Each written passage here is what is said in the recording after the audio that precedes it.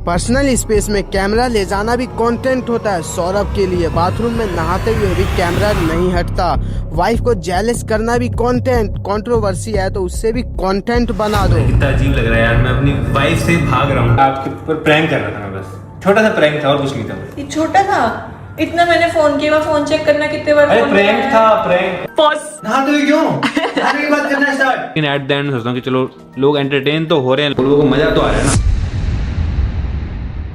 8 अगस्त 2026 को सौरभ जोशी ने ये वीडियो अपलोड किया जिसका टाइटल था jealousy prank on my wife. जिसने भी ये वीडियो नहीं देखा उसे मैं बता दूं कि सौरभ अपनी वाइफ के ऊपर ये प्रैंक करता है कि उसकी लाइफ में एक नई लड़की आ गई है जिसके साथ वो फ्लावर्स ले रहा है, ड्राइव थ्रू से सॉफ्टी ले रहा है, उसे रेस्टोरेंट लेकर जा रहा है, मतलब एक प्रॉपर डेट प्लान कर रखी है उसने एक दूसरी लड़की के साथ। और ये बात अवंतिका को पता चल चुकी है। उसने सौरभ को इस लड़की के साथ देख लिया है तो वो गाड़ी से इनका पीछा कर रही है कि इन्हें रंगे हाथों पकड़े और सौरभ ही अपनी बीवी से डरकर भाग रहे हैं। लेकिन गैस व्हाट, ये पूरा व्लॉग स्क्रिप्टेड है और ये एक्सपोज हुआ 4 मिनट पर।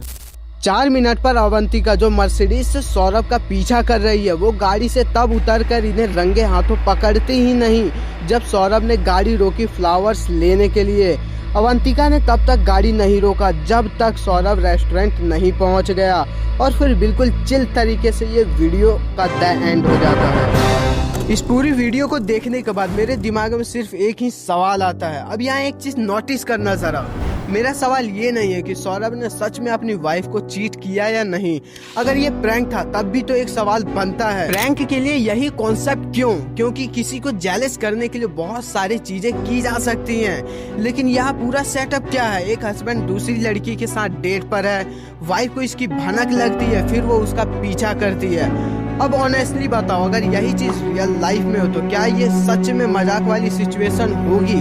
ऑब्वियसली नहीं। और मुझे पता है कि अभी कुछ लोग कहेंगे कि अरे भाई प्रैंक ही तो था, इतना सीरियस क्यों ले रहा है? तो ये भी क्लियर कर ही देता हूँ। मेरा पॉइंट ये नहीं है कि सौरभ ने एक्चुअली अपनी वाइफ को चीट किया या नहीं, वीडियो स्क्रिप्टेड है या रियल, अवंतिका को पहले से सब पता था या नहीं, ये भी इस डिस्कशन का मेन पॉइंट नहीं है। मैं बात कर रहा हूँ उस माइंडसेट की जहाँ मैरिड कपल के बीच चीटिंग और इनफिडिटी जैसे सीरियस टॉपिक को भी कंटेंट और एंटरटेनमेंट के लिए यूज किया जा रहा है। और अगर ये स्क्रिप्टेड था तो भी तो कॉन्सेप्ट आपने ही चूज किया। आपने डिसाइड किया कि वाइफ को ये बिलीव करवाएंगे कि आप किसी और लड़की के साथ डेट पर हो। आपने डिसाइड किया कि उसकी जेलेसी और रिएक्शन को कैमरे पर कैप्चर करोगे और आपने ही डिसाइड किया कि इस पूरी सिचुएशन को वीडियो में बनाकर मिलियंस ऑफ पीपल के सामने अपलोड करोगे। तो सवाल ये नहीं है कि प्रैंक रियल था या फेक, सवाल ये है कि प्रैंक के लिए चीटिंग ही क्यों? Infidelity is not a joke.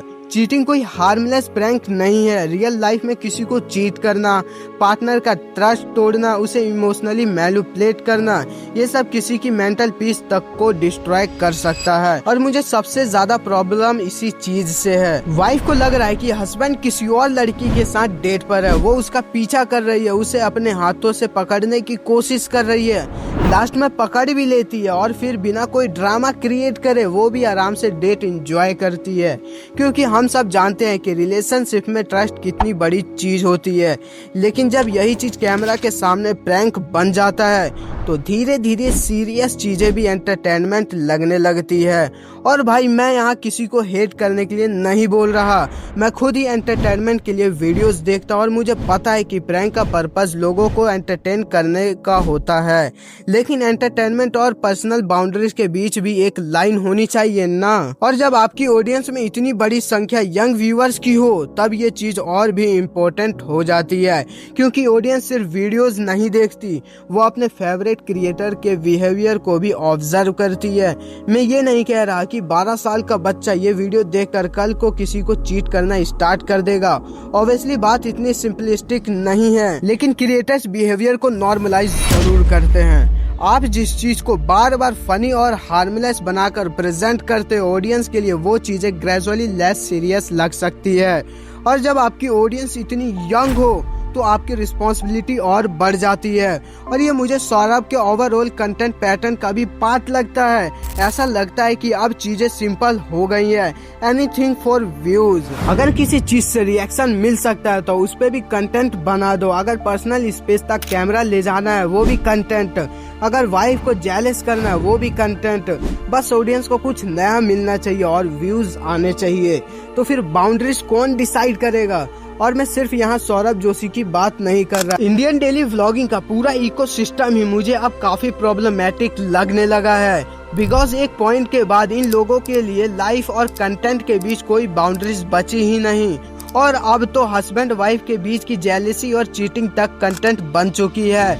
मतलब कैमरा ऑन है तो कुछ भी प्राइवेट नहीं, यही तो प्रॉब्लम है। लेकिन सौरभ आपसे ऑनेस्टली मुझे कोई हेट नहीं है। इनफैक्ट मुझे पर्सनली बहुत अच्छा लगता है ये देखकर कि एक हम्बल बैकग्राउंड से निकला हुआ लड़का आज किस मुकाम पर पहुंच गया है। करोड़ों की ऑडियंस को बिल्ड करना, अपने फैमिली को एक कम्प्लीटली डिफरेंट लाइफ स्टाइल देना, वह भी लार्जली फैमिली फ्रेंडली कंटेंट के थ्रू, ये कोई छोटी अचीवमेंट नहीं है। और शायद इसी वजह से आपके करंट कंटेंट को देखकर डिसअपॉइंटमेंट और ज्यादा फील होती है।